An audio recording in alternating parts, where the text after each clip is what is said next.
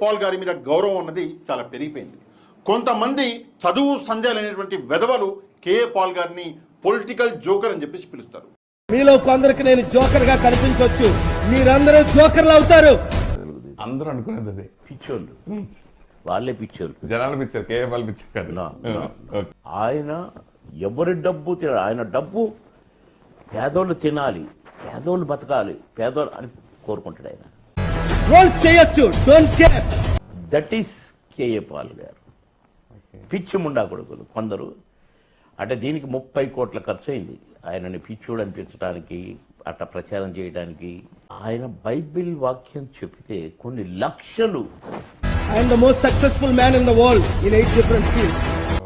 తెలుగువాడు ఇంతటి మహానుభావుని పిచ్చోడు కమిడియన్ అంటే ప్రపంచంలో 747 ఉన్నది నా ఒక్కడికే, ఇంకో మానవుడికి లేదు.